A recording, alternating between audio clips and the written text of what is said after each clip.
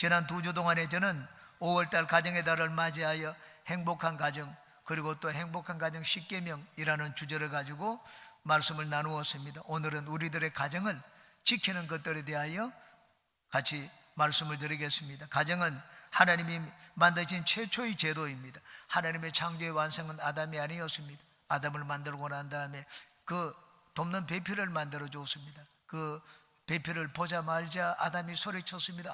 이는 내 뼈 중에 뼈요 살 중에 살이로구나. 하나님이 정말로 아름답게 만드신 작품이라는 말입니다. 하나님이 너무나 아름답게 만드신 가정을 사탄이 질투했습니다. 그래서 이 가정에 들어와서 그 마음의 시험에 들게 하고 마침내는 하나님과 멀어지게 만들고 하나님의 축복도 상실하게 만들었습니다. 오늘날도 마귀는 우리들의 가정에 들어와서 이런 일을 합니다. 하나님과 멀어지게 만들고 우리가 누리고 있는 이 복을 깨뜨리고 놓치게 만듭니다. 이런 마귀의 공격으로부터 우리 가정을 지키기 위해서는 어떻게 해야 되겠습니까? 오늘은 우리의 가정을 지키는 길 3가지에 대해서 같이 살펴보고 은혜를 나누겠습니다. 첫 번째, 상대방에 대한 인정과 존중이 있어야 됩니다. 한번 따라해 주시기 바랍니다. 서로를 인정하고 존중하자. 가족 서로는 서로 간에 다 유익한 존재입니다. 하나님이 아담 혼자 있는 것을 보니 좋아 보이지 않았습니다. 그래서 짝을 만들어 주겠다고 생각을 하셨습니다. 18절에 야훼 하나님이 이르시되 사람이 혼자 사는 것이 좋지 아니하니 내가 그를 위하여 돕는 배필을 지으리라 하시니라. 그러므로 내 짝은 나에게 좋은 것입니다. 아담이 자기 아내 하와를 보고 제일 먼저 한 말이 이는 내 뼈 중에 뼈요 살 중에 살이라고 했습니다. 이렇게 좋은 배필을 지어주신 것에 대하여 감탄해서 한 말입니다. 남편과 아내는 서로가 서로에게 돕는 배필입니다. 그러므로 없으면 나에게 참 불편합니다. 내가 하나님이 원하시는 완전한 인간이 되지를 못합니다. 정서적으로 배우자가 있으면 좋고 육체적으로도 배우자가 있으면 좋고 관계적으로도 배우자가 있으면 좋습니다. 한자로 우리 사람을 나타낼 때 사람 인자를 막대기 2개를 세워놓습니다. 하나로는 사람이 온전해지지 않는다는 말입니다. 그러므로 내가 온전한 인간이 되기 위해서는 나를 받쳐주는 사람이 있어야 됩니다. 암수가 있어야지 완전한 하나가 완성이 됩니다. 인터넷에서 아내를 예찬하는 글을 읽어보았습니다. 좋은 아내를 갖는 것은 제2의 어머니를 갖는 것과 같다. 좋은 아내는 남편이 담배에 도취되어서 남편을 항해시킨다는 영국 속담이 있습니다. 1000년 전에 영국에서는 아내를 이 피스 위브라고 했습니다. 평화를 짜는 사람이라고 불렀습니다. 아내는 내 마음에 행복을 주고 내 마음의 평화를 만들어주는 행복 제조자입니다. 베이컨은 말했습니다. 아내는 젊은이에게는 연인이고 중년 남자에게는 반려자이고 늙은이에게는 간호사다라고 말을 했습니다. 한자말에도 있습니다.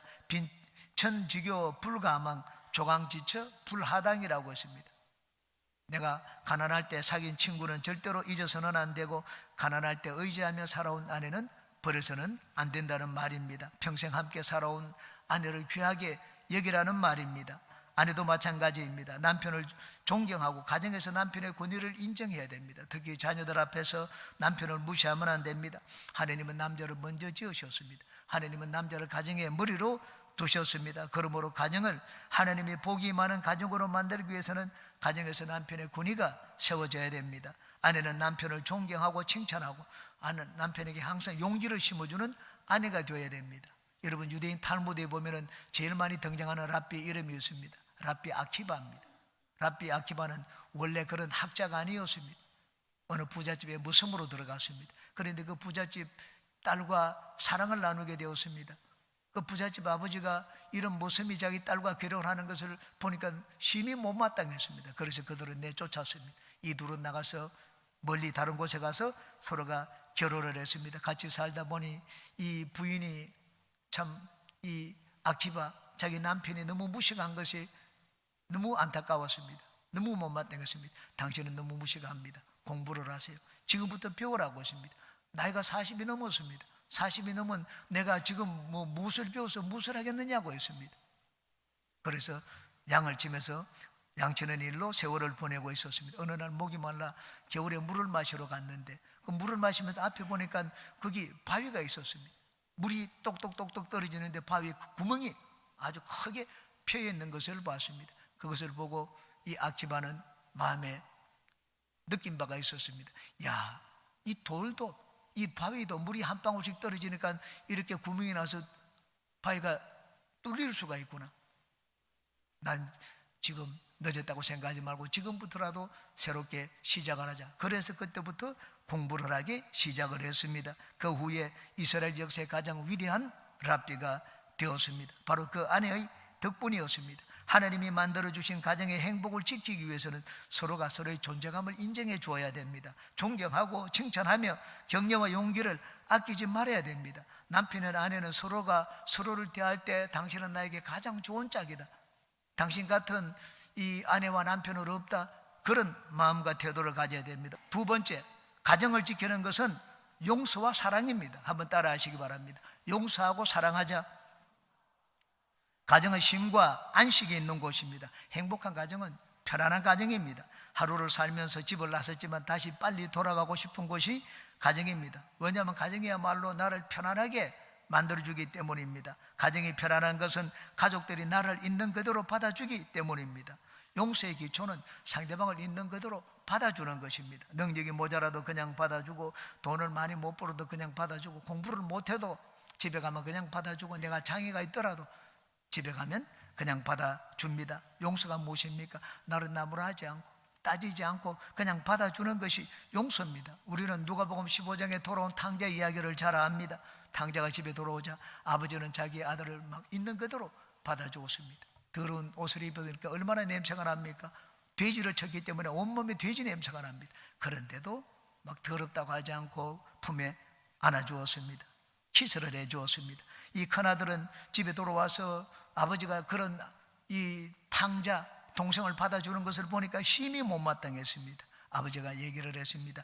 잃었던 아들이 돌아왔는데, 죽었던 아들이 살아났는데 어찌 기쁘지 않겠느냐?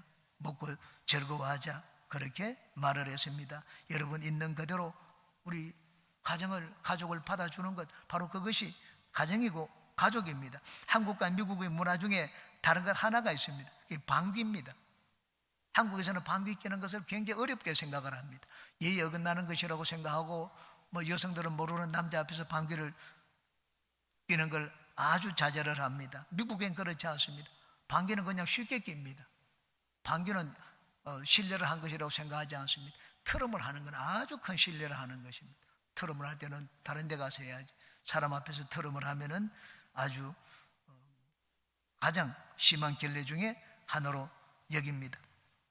한국에서는 이 부부가 결혼한 뒤 진짜 부부가 가까워졌느냐, 그걸 뭘 가지고 보는가? 방귀를 트는 것을 가지고 봅니다. 서로가 서로에게 방귀를 뀌는 것을 자연스럽게 여기면은, 이제는 부부가 가까워졌구나, 가족이 되었구나, 그렇게 생각을 합니다. 가정이 편안하고 행복한 보금자리가 되기 위해서는 상대방을 있는 그대로 받아주는 용서와 용납이 있어야 됩니다. 우리가 사회 나가서는 내가 마음대로 하지를 못합니다.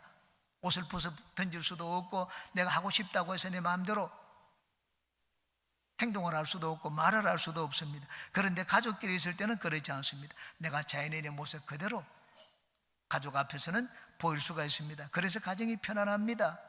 안타깝게도 인터넷에 올라온 글 중에 이혼 사유를 봤는데, 이혼 사유 중에 제1순위가 성격 차이였습니다. 성격 차이가 무엇입니까? 나는 상대방이 저런 걸 못 받아주겠다는 말입니다. 저런 행동, 저런 말하는 것, 저런 습관, 그런 태도를 받아주지 못하겠다는 말입니다. 가정에서는 나와 맞지 않더라도 용납하고 용서하고 받아주는 사랑이 있어야 됩니다. 자녀도 마찬가지입니다. 자녀도 부모 앞에서 내가 말을 자유롭게 할 수가 있어야 됩니다. 부모가 두려워서 말을 못한다면 그 가정에는 용서가 없는 가정입니다.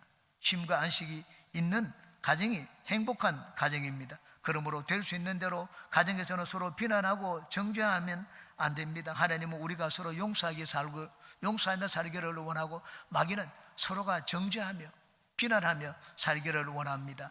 여기 아담과 하와가 범죄하고 난 다음에 사탄이 한 일과 하나님이 하신 일을 한번 비교해 보시기 바랍니다. 하나님이 아담에게 오셔서 네가 어디 있느냐? 내가 두려워서 나무 뒤에 숨었습니다. 벗었으므로 나무 뒤에 숨었다고 했습니다. 아니, 누가 너의 벗은 것을 알겠느냐? 내가 먹지 말라고 한 그 나무 실과를 네가 먹었느냐? 그렇게 말을 했습니다. 그러자 아담은 즉시로 하나님 앞에 대답을 했습니다. 3장 12절입니다. 아담이 이르되 하나님이 주셔서 나와 함께 있게 하신 여자, 그가 그 나무 열매를 내가 주므로 내가 먹었나이다. 당장 자기 책임을 회피하기 위하여 아내 탓으로 돌렸습니다. 아내는 어떻게 했습니까? 아내는 하나님이 지은 짐승 저 뱀이 나를 깨가지고 내가 먹었다고 했습니다. 그 누구에게 탓을 돌렸습니까? 뱀에게 돌리고 하나님께 그 탓을 돌렸습니다. 다른 마귀가 그들의 마귀의 게임에 빠지자 당장 아담과 하와가 배운 것이 비난과 정죄입니다. 마귀는 우리 가운데 들어오면은 정직을 깨뜨립니다. 그리고 비난하고 정죄하도록 만듭니다. 그런데 하나님은 어떻게 하셨습니까? 하나님은 그렇게 하지 않았습니다. 아무리 자기를 가리려고 해도 그 부끄러움을 가리지 못하는 것을 봤습니다. 그래서 짐승을 잡아가지고 가죽옷을 입혀주셨습니다. 32절입니다. 3장 야훼 하나님이 아담과 그의 아내를 위하여 가죽옷을 지어 입히시니라. 부끄러움을 무화과나무로 가렸는데 부끄러움이 가려지지 않는다는 걸 하나님이 아셨습니다. 그래서 짐승을 잡아 그 피를 흘려서 그들의 죄를 가리고 부끄러움을 가릴 수 있도록 만들어 주셨습니다. 비난하고 정죄하면 서로가 멀어집니다. 그러므로 상대방의 허물을 보지 않고 가려주고 덮어주게 되면 서로가 가까워지게 됩니다. 우리가 문제가 있으면 하나님께 달려나갑니다. 왜? 하나님이 우리를 비난하고 정죄하지 않기 때문입니다. 비난하고 잘못을 지적하는 사람에게는 여러분 내 문제를 얘기하려고 하지 않습니다. 그러므로 그 사람과는 점점 멀어집니다. 형제의 허물을 거듭 말하는 자는 이간질하는 자요 사랑은 허다한 허물을 덮는다고 했습니다. 사랑이 있으면 모든 것이 용서가 되고 모든 것이 가리워집니다. 가정이 하나가 되기 위해서는 가족들 간의 용서와 사랑이 있어야 됩니다. 하나님은 우리가 서로 용서하고 사랑하며 살기를 원합니다. 그래서 가정이 하나가 되기를 원합니다. 남편이나 아내, 자녀들이 가정에서 안식을 얻고 평안함을 누리기 위해서는 서로가 서로를 받아주는 용납함이 있고 용서가 있어야 됩니다. 내가 편안한 사람이 되어야 됩니다. 가정이 행복의 보금자리가 되는 것은 가정에 용서가 있기 때문입니다. 가정에 죄가 없는 것이 아닙니다. 실수 허물이 없는 것이 아닙니다. 부부간에 싸움을 하지 않는 것이 아닙니다. 종종 다투기도 합니다. 그렇지만 가정만큼 편한 곳이 없습니다. 왜냐하면 그곳에는 용서가 있기 때문입니다. 부부가 같이 사는 곳은 다툼이 없고 사랑하기 때문이 아닙니다. 서로가 미워질 때도 있고 다툴 때도 있고 냉각기를 가질 때도 있습니다. 그렇지만 그것이 오래가지 않습니다. 왜냐하면 용서하기 때문입니다. 톨스토이는 사랑에 대해서 이렇게 말을 했습니다. 그대에게 죄를 지은 사람이 있거든 그가 누구이든 그것을 잊어버리고 용서하라. 그때 그대는 용서하는 것의 행복을 알 것이다. 우리에게는 남을 책망할 수 있는 권리는 없다. 용서하는 곳에 행복이 있다는 것을 발견하게 될 것이라고 했습니다. 가정에서 우리가 용서받지 못한다면 어디 가서 우리가 용서를 받을 곳이 있겠습니까? 하나님은 우리가 서로 사랑하며 용서하며 살기를 원합니다. 왜냐하면 그것이 하나님이 만드신 가정을 지키는 길이기 때문입니다. 그러므로 여러분은 서로 용서하고 용납하고 상대방을 있는 그대로 받아줌으로 여러분의 가정을 내가 그곳에 있기에 가장 편안하고 행복한 장소로 만드시기를 주님의 이름으로 축원합니다.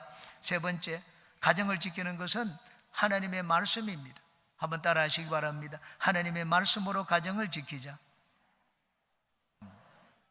사탄이 아담과 하와의 가정을 파괴하기 위하여 사용한 방법이 하나님의 말씀을 의심하게 만든 것이었습니다. 사탄은 아담의 아내 하와에게 다가와서 교묘하게 하나님 말씀에 대한 권위를 흔들었습니다. 3장 1절입니다. 그런데 뱀은 야훼 하나님이 지으신 들짐승 중에 가장 간교하니라. 뱀이 여자에게 물어 이르되 하나님이 참으로 너에게 동산 모든 나무의 실과 열매를 먹지 말라 하시더냐. 진짜 아무것도 먹으면 안 된다고 하더냐. 하와가 거기다가 막 하나님 말씀에다 덧보태었습니다. 하지 않은 말까지 덧보태었습니다. 그렇지 않다. 먹지도 말고 만지지도 말라고 했다. 다른 모든 것은 먹어도 중앙에 있는 실과는 먹지도 말고 만지지도 말라. 그러면 죽는다. 죽을까 하노라. 하나님은 죽을까 하노라고 하지 않았습니다. 그러면 죽는다고 했습니다. 그리고 만지지도 말라는 말은 하시지 않았습니다. 하와가 하나님 말씀을 올바로 알지 못하고 자기 생각을 거기 보태었습니다. 그러자 뱀은 이 기회를 놓치지 않았습니다. 그렇지 않다. 만져봐라. 안 죽는다. 만져봤습니다. 가까이 가보다 아무 일도 없고 만져보다 아무 일도 없고 먹어봐라. 안 죽는다. 나중에는 하나님 말씀을 믿지 않고 먹다가 그냥 모든 것을 다 상실하고 말았습니다. 오늘날도 사탄은 이와 비슷한 방법으로 하나님 말씀을 의심하게 만듭니다. 우리는 다 예수님을 믿기 때문에 하나님 말씀을 압니다. 그런데 이제 하나님 말씀을 철저하게 순종하여 사는 것을 흔듭니다. 주일 성수 하라고 했는데 꼭 뭐 주일 성수 해야 되느냐? 주일날 못 지키면 다른 날 지키면 되지 않느냐? 그래서 일이 있으면 주일 성수하는 것을 빠지도록 만듭니다. 그렇다고 해서 특별한 일이 있는 것도 아닙니다.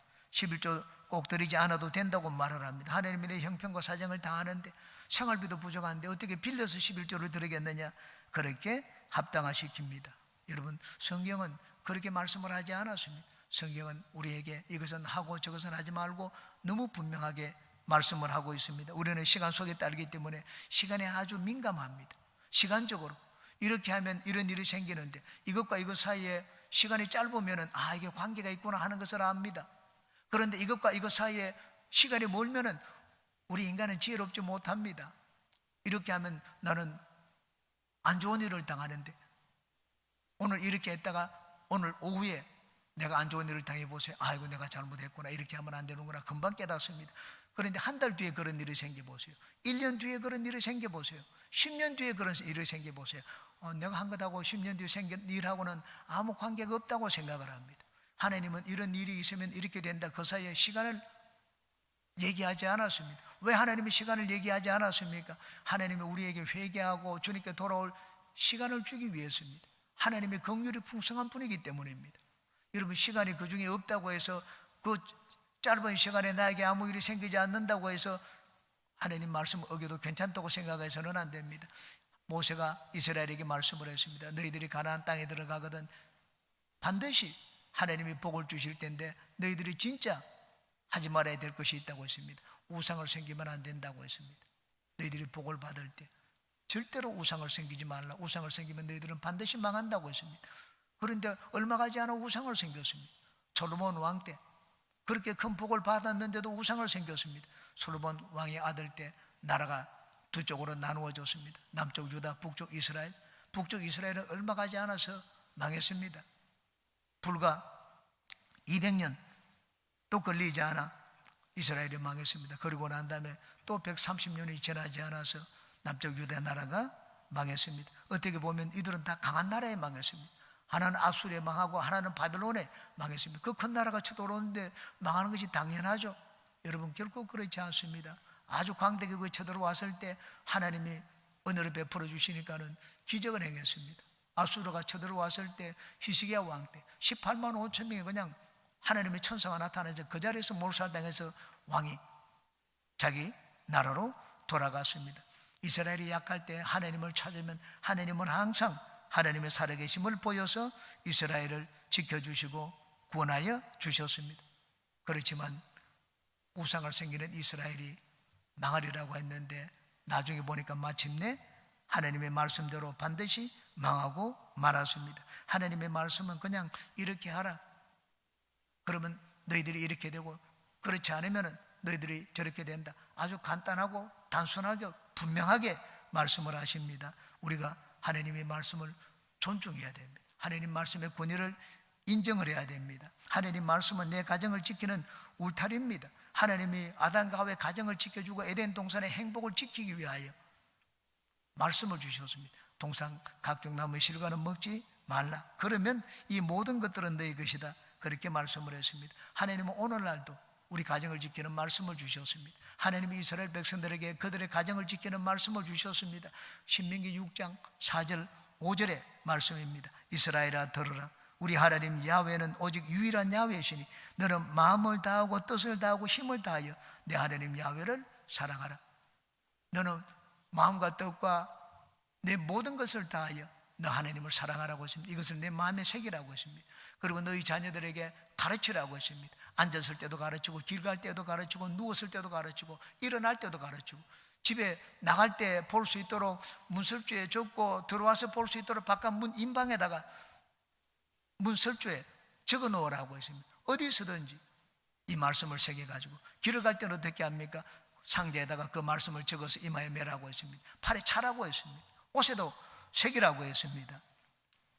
우리 하나님 야훼는 유일한 야훼시니 너는 마음과 뜻과 힘을 다하여 주 너희 하나님을 사랑하라. 하나님이 우리에게 주신 말씀입니다. 우리가 그 말씀을 중요하게 생각하고 그 말씀을 마음에 새기고 살면 우리는 하나님의 복을 받습니다. 우리 가정이 에덴 동산의 복을 받게 됩니다. 그러므로 여러분, 우리 가정을 지키는 것은 다른 많은 것이 아닙니다. 신명기 6장 4절 5절 말씀입니다. 마음을 다하여 하나님을 사랑하라. 뜻을 다하여, 힘을 다하여, 내가 할 수 있는 모든 것을 다하여 하나님을 사랑하는 것입니다. 하나님은, 내 자식을 하나님보다 사랑해서는 안 됩니다. 가정의 행복을 하나님보다 더 중요하게 여겨서는 안 됩니다. 내 이름을 하나님보다 더 소중하게 여겨서도 안 됩니다. 부모가 하나님을 제일로 여기는 본을 보여야 됩니다. 예배에 열심을 내야 됩니다. 주님을 섬기는 것을 아주 기쁨으로 여겨야 됩니다. 올바른 신앙이 무엇인지를 부모가 자녀에게 잘 가르쳐 줘야 됩니다. 여러분, 록펠러는 역사적으로 세계 최대의 재벌이 되었습니다.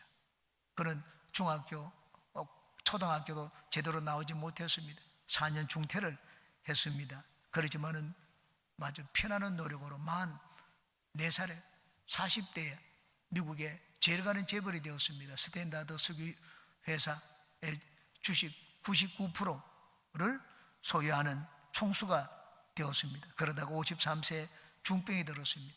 의사는 5년 내에 죽는다고 했습니다. 삶의 태도를 바꿨습니다. 지금까지는 나를 위해서 살다가 이제는 하나님을 위해서 살겠다, 다른 사람을 위해서 살겠다, 태도를 바꿨습니다. 나누어지기 시작했습니다. 학교를 짓고 교회를 짓기 시작을 했습니다. 하나님은 그의 생명을 살려주셨습니다. 99세까지 장수했습니다. 어떻게 그런 록펠러가 되었습니까? 어머니의 힘입니다. 어머니는 세상을 떠날 때 록펠러에게 유언을 남겼습니다. 내가 너에게 이 신앙 10계명을 유언으로 남길 테니까 꼭 이대로 실천하라고 했습니다. 첫째, 하나님을 친아버지로 섬겨라. 둘째, 목사님을 하나님 다음으로 섬겨라. 셋째, 오른쪽 주머니에는 항상 11조를 넣어두어라. 넷째, 원수를 만들지 말라. 다섯째, 항상 앞자리에 앉아서 예배를 드려라. 여섯째, 아침에는 그날의 목표를 세우고 하나님께 기도하라. 일곱째, 잠자리에 들기 전에 하루를 반성하고 기도를 드려라. 여덟째, 남을 도울 수 있으면 힘껏 도와라. 아홉째, 주일 예배는 꼭 자기 교회에서 드려라. 열째, 아침에는 먼저 말씀을 읽어라. 모든 것이 다 신앙과 관계되는 내용입니다. 그러므로 부모된 분들은 내가 먼저 하나님 말씀으로 살아야 됩니다. 자녀들에게 신앙을 가르칠 때 내 삶으로 신앙을 가르쳐야 됩니다. 우리 인생은 깁니다. 이 세상에서 삶이 우리 인생의 전부가 아닙니다. 우리 자녀들이 행복한 인생을 사는 것 보기 원하면 우리는 자녀들에게 올바른 것을 가르쳐야 됩니다. 인생의 행복은 하나님 말씀을 그 마음에 새기며 그것을 실천하며 사는 곳에 있습니다. 여러분, 세상에 가장 많은 부귀와 행복을 누려본 자가 솔로몬이었습니다. 솔로몬이 잠언서에서 자기 자녀에게 한 말을 들어보시기 바랍니다. 잠언서 3장 1절입니다. 내 아들아, 나의 법을 잊어버리지 말고 네 마음으로 나의 명령을 지켜라. 그리하면 그것이 내가 장수하여 많은 해를 누리게 하며 평강을 더하게 하리라. 아내들에게 이 솔로몬이 교훈을 남겼습니다. 31장입니다. 고운 것도 거짓되고 아름다운 것도 헛되나 오직 야훼를 경외하는 여자는 칭찬을 받을 것이라. 그 손의 열매가 그에게로 돌아갈 것이요 그 행한 일로 말미암아 성문에서 칭찬을 받으리라. 우리 모든 인생들에게 말씀을 했습니다. 내가 모든 것을 살아보니 헛되고 헛되며 헛되고 헛되니 모든 것이 헛되도다고 했습니다. 그런데 전도서의 마지막 맺는 말을 이렇게 맺고 있습니다. 전도서 12장 14절입니다. 13절입니다. 일의 결국을 다 들었으니 하나님을 경외하고 그의 명령들을 지킬지어다. 이것이 모든 사람의 본분이니라. 우리 인생의 행복과 축복이 이런 하나님의 말씀에 있습니다. 여러분은 하나님 말씀을 여러분 가정을 든든하고 안전하게 지키는 보호막으로 삼고 그 말씀을 여러분의 마음에 새기고 실천하며 살아서 하나님이 약속해 놓은 그 행복과 모든 축복을 누리는 인생과 가정이 되시기를 주님의 이름으로 축원합니다.